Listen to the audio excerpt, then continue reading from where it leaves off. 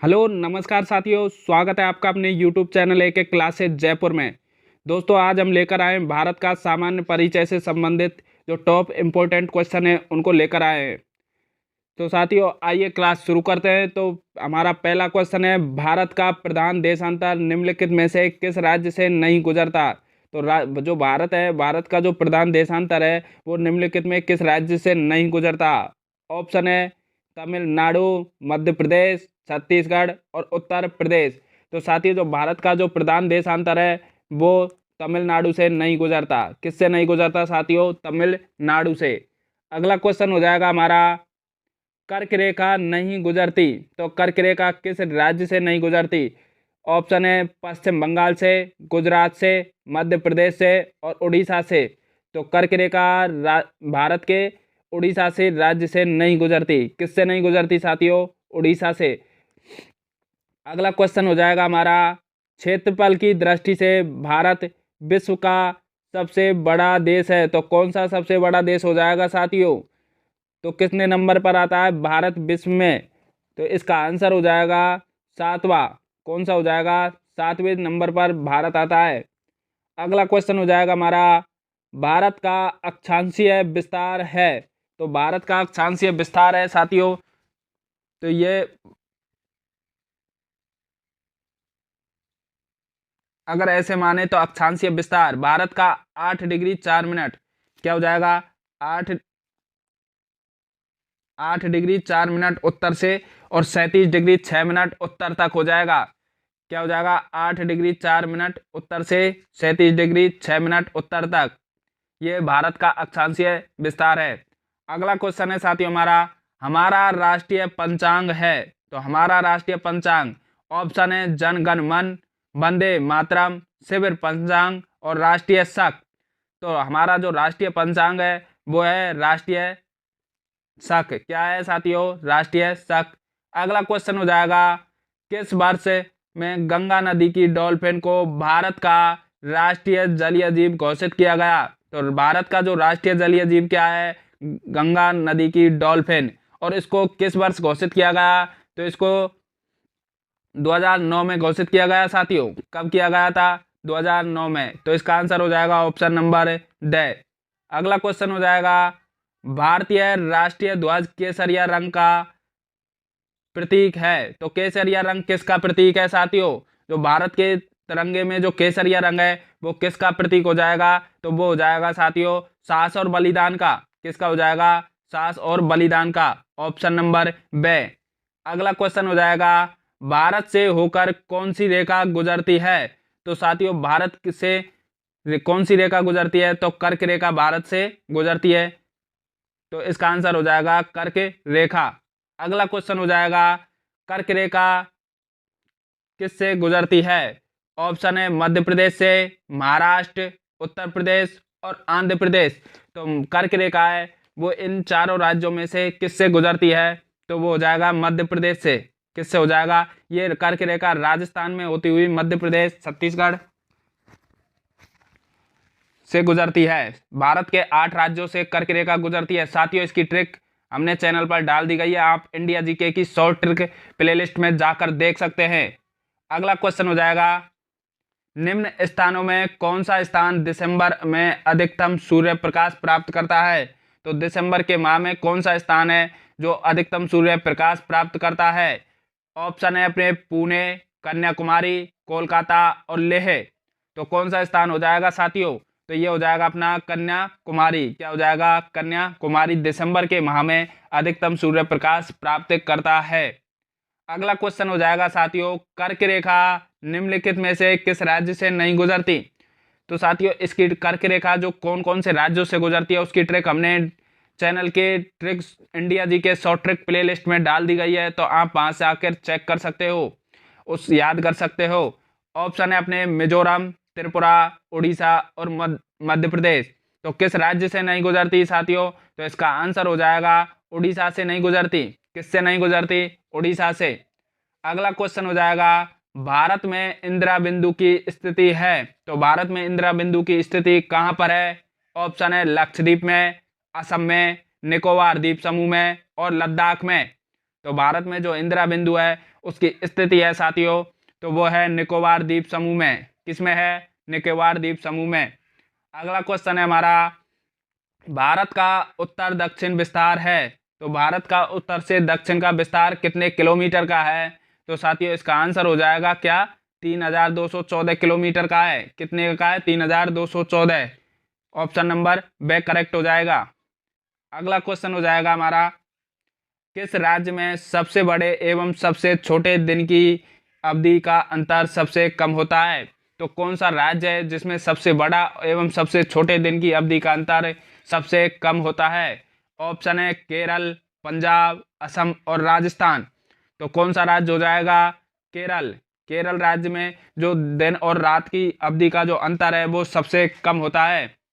अगला क्वेश्चन है हमारा साथियों, भारत का सबसे छोटा क्षेत्रफल की दृष्टि से देखना है, केंद्र शासित प्रदेश कौन सा है? तो भारत का सबसे छोटा क्षेत्रफल की दृष्टि से केंद्र शासित प्रदेश है हमारा, वो है लक्षद्वीप। कौन सा द्वीप है साथियों?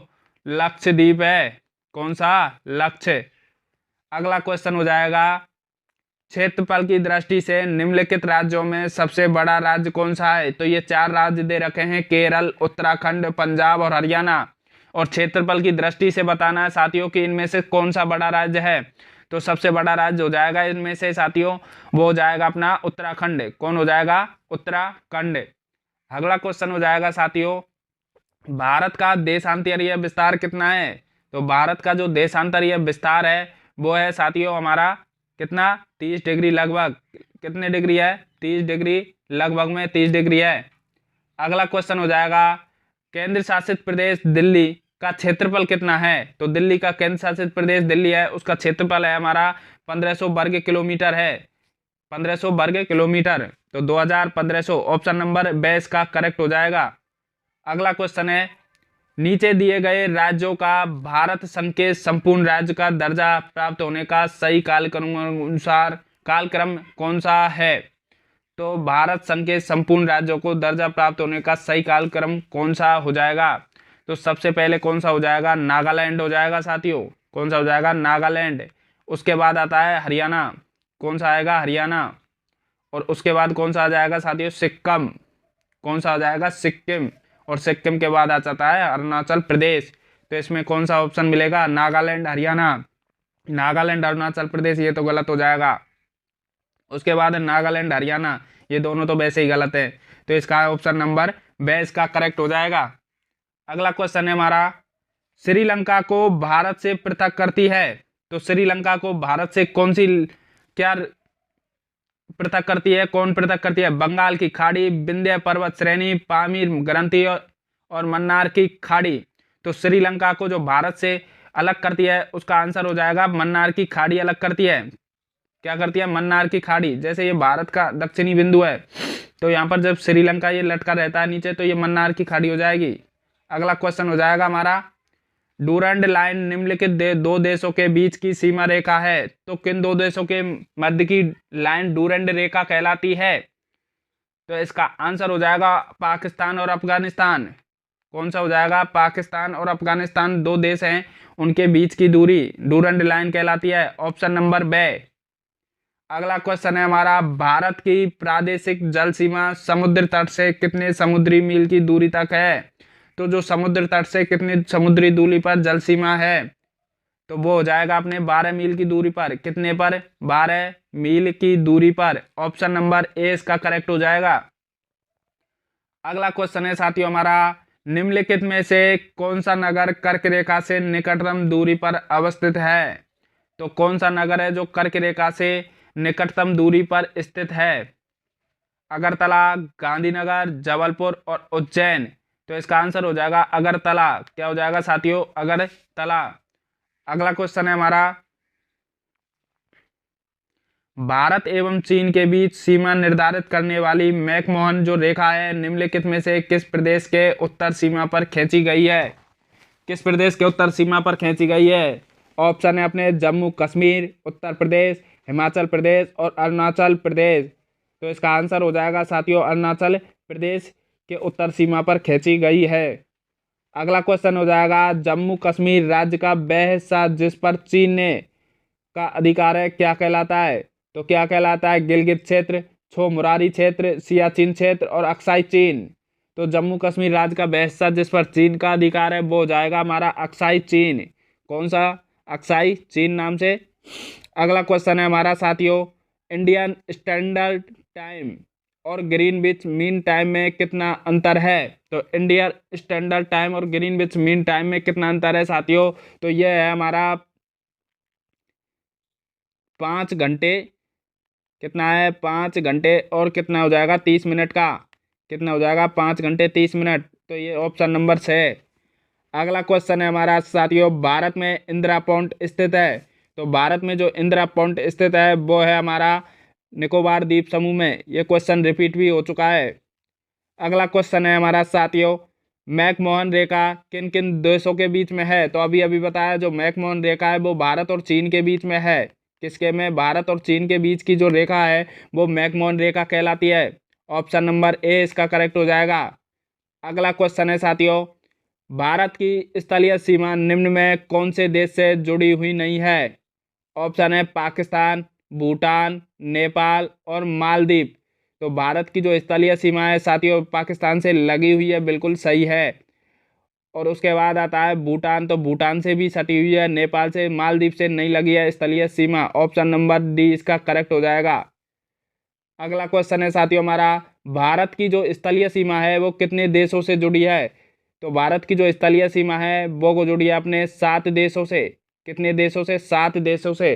साथियों इसकी ट्रिक हमने इंडिया जी के शॉर्ट ट्रिक चैनल की प्लेलिस्ट में डाल दी गई है, उसमें आप शॉर्ट ट्रिक देख सकते हैं कौन कौन से देश हैं और कितने देशों के साथ में स्थलीय सीमा लगी हुई है। अगला क्वेश्चन है हमारा, भारत के लगभग मध्य में से होकर गुजरने वाली अक्षांश रेखा है। तो भारत के जो लगभग मध्य में से कौन सी अक्षांश रेखा गुजरती है? तो वो हो जाएगी अपने कर्क रेखा, क्योंकि कर्क रेखा ही भारत से गुजरती है। तीनों रेखाओं में से कर्क रेखा गुजरती है।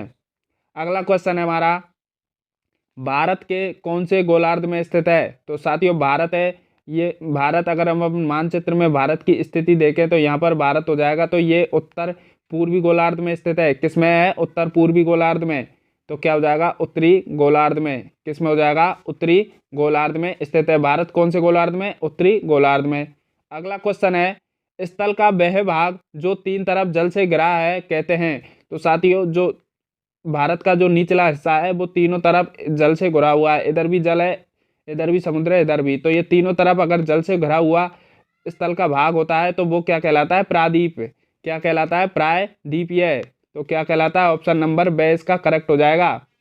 अगला क्वेश्चन है, सियाचिन ग्लेशियर भारत के किस राज्य में है? तो सियाचिन ग्लेशियर भारत के कौन से राज्य में है? जम्मू कश्मीर में। किस में है साथियों? जम्मू कश्मीर। ऑप्शन नंबर से इसका करेक्ट हो जाएगा। अगला क्वेश्चन है हमारा, लक्षद्वीप समूह स्थित है। ऑप्शन है कच्छ की खाड़ी में, अरब सागर में, मन्नार की खाड़ी में और बंगाल की खाड़ी में। तो जो लक्षद्वीप समूह स्थित है वो साथियों हमारी अरब सागर में स्थित है। किसमें? अरब सागर में स्थित है। अगला क्वेश्चन है हमारा, निम्नलिखित में से वह राज्य क्षेत्र कौन सा है जिसकी सीमा अरुणाचल प्रदेश से नहीं लगती? तो अरुणाचल प्रदेश से किस राज्य की सीमा नहीं लगती? ऑप्शन है अपने असम, नागालैंड, भूटान और मणिपुर। तो इसका आंसर हो जाएगा मणिपुर की सीमा अरुणाचल प्रदेश के साथ नहीं लगती साथियों।